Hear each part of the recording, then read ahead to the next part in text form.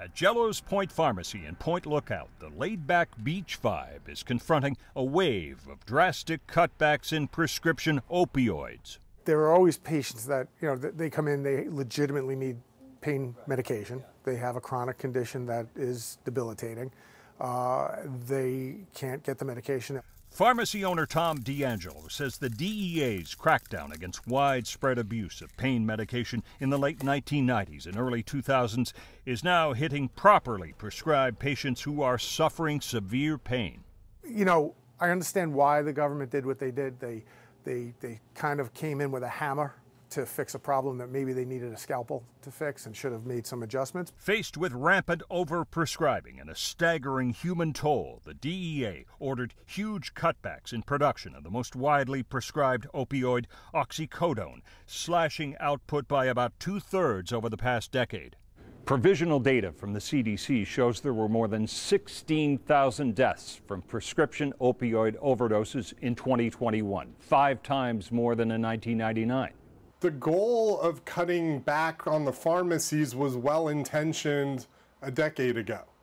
And at that time, there were pharmacies and physicians who were prescribing excessively, and I feel that the DEA did a good job of identifying those pharmacies, identifying those physicians. Dr. Edward Rubin of Garden City says he's getting a dozen calls a day from people searching for medication they've been prescribed.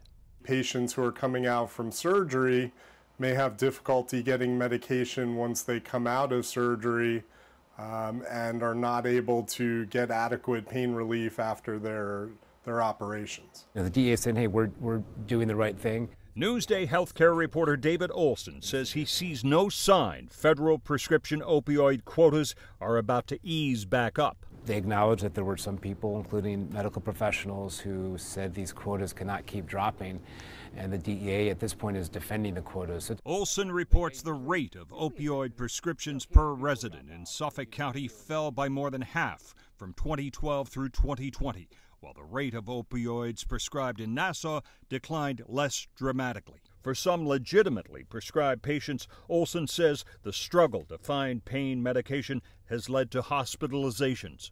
There was one man I talked to, in fact, who has pancreatitis, which is going to be a very painful disease. And he said that back in 2020, for example, there were a few times when it was so bad he couldn't get medication that he went into withdrawal. Medical professionals fear the lack of opioids may push patients in pain to search for illicit options. The problem here is if somebody's in enough pain, where will they turn next? Do they go to the street? Do they start trying to buy illegal medications off the street? Do they turn to heroin? Between use and abuse, a bind for which there may be no magic pill in sight. Steve Langford for Newsday TV.